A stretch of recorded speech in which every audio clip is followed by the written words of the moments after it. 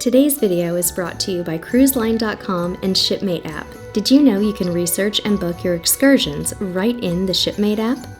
Click on Explore, choose your port, and browse excursions by destination. It's super simple to read reviews from real cruisers and book your activities right in the app. Hey cruisers, welcome back to the Cruise Tips TV kitchen. It's been a minute. Today we are making a refreshing summer salad. This is great for eating at home. It's great for picnics, for backyard barbecues, so many different things. We're actually going to make a Mediterranean chopped salad.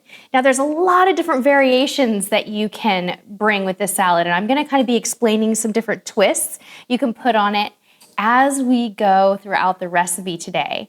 So we're actually going to get started. We're making the salad and a homemade red wine vinaigrette with an Italian twist today. And we're going to start by making the vinaigrette. And we're going to let the vinaigrette kind of sit for a moment while we assemble the salad. So when I make my vinaigrette, I like to find some kind of a container with a lid that I can use as a shaker. I know a lot of people use mason jars. I don't happen to have any mason jars right now, but I think I'm going to try to invest in a set of aqua mason jars if I can find them at my local hardware store or on Amazon. If you have any favorite mason jars, let me know in the comments. I'd love to hear from you. So yeah, we're going to put all of our ingredients in here and then we're just going to shake it up. The recipe for this salad is in the description of this video below, but I'll do my best to read the quantities as we go along here. So for the dressing, we're going to start off with about a half a cup of olive oil. This will be way too much dressing for this salad, but whenever I make salad dressing, I like to have a little bit extra to keep in the refrigerator. So we'll start with that half cup of extra virgin olive oil. I got this one at Trader Joe's. So there's our 4 ounces right there. And I'm just going to pour it into my little shaker container here. And then I'm going to use about a quarter of a cup. I believe that's what I put in the recipe. Yes, we're going to use a quarter cup of red wine vinegar. I also picked this up at Trader Joe's.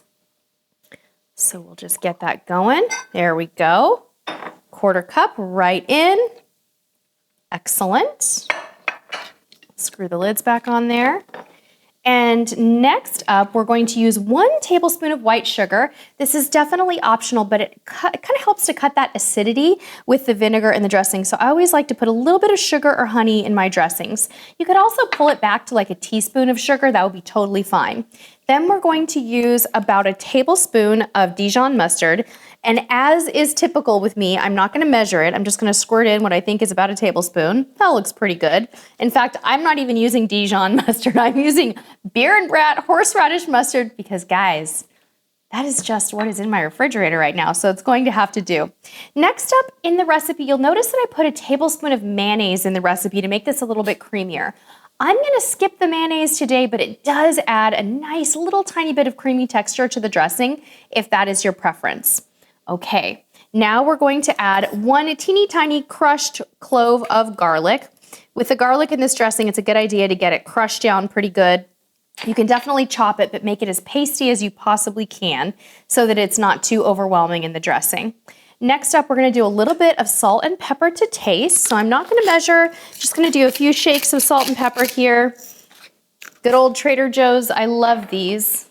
These are so convenient and they're so inexpensive. I always buy the salt and pepper at Trader Joe's. And next up, we're going to add a little bit of fresh parsley. I have some parsley already chopped here that I was planning on using for the salad itself, but we're going to pop a little bit of that right in the dressing to give it some flavor. And then we're going to add a 1/4 teaspoon of oregano. I don't have oregano on hand, so I'm just going to go ahead and use straight up Italian seasoning to give it a little bit of flavor. And guess what? That's everything that's going into this dressing. So we are ready to shake, shake, shake. Hopefully you already have some of these ingredients on hand. If you don't want to put the mustard in, you can leave the mustard out. That's totally fine.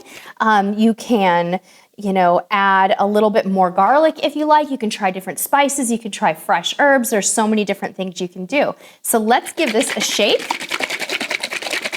All right. Oh, this is going to be so good. I can't wait. All right, that's shaken up nicely. Now I have a little bit of a process here. I'm going to transfer it over to a measuring cup. I'm going to pop this in the sink. And then I like to serve my salad dressing in a pretty little server. So I'm gonna try to see if I can gracefully transfer this over. I hope that the parsley isn't too clumpy. Oh no, it's doing just fine. You could also add a little bit of Parmesan cheese. Oh, there's that parsley clump I was worried about. Get in there, little guy. We're gonna go ahead and use the knife to jam that in there.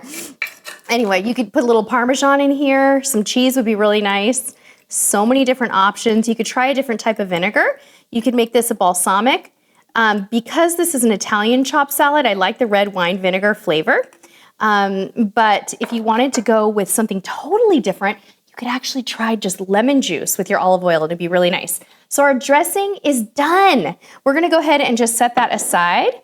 And now we're going to assemble the salad. This is the easy part, everybody. We did all the pre-chopping in the house this morning. I wanted to let you know that in the recipe, I put down that you could use 2 heads of, not 2 heads, is it, what do we call those again? The hearts, 2 hearts, not heads, 2 hearts of romaine. And that's a nice chopped salad base, but I have a favorite that I want to use today, and that is this organic baby spinach mix from Trader Joe's. It's a really, really nice mix, and I just chopped it up a little bit, and that is what we're going to use in this one. So you can see I didn't use the whole bag. I just chopped it up like this. So that is going to make the base of our salad. So we're going to go ahead and pop our chopped mix in. And if you're wondering if we're going to be eating this stuff today, we absolutely are. We're going to be filming, after we film this episode, we are going to be filming 2 fun appetizers for you. And we're gonna be eating the appetizer and the salad. This is our lunch. So we've got our lettuce kind of forming the base of the bowl. And now we're gonna pop all the ingredients in and we're gonna talk about some modifications that you could make if you would like. So we started with our chopped romaine or chopped whatever, baby greens, whatever you wanna use. And next up, we're going to use some sliced up cherry tomatoes. Now, I don't like tomatoes too much, so I'm gonna go kind of light on these, but these are so pretty. The colors are so gorgeous that I just had to include them in the salad.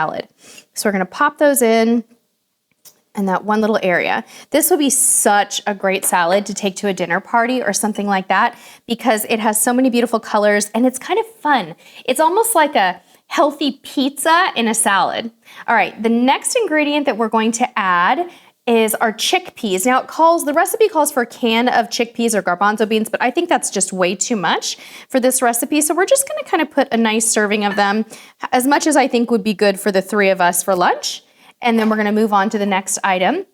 Next item is, we're gonna do actually the chopped onions. So we did some really finely chopped onions here.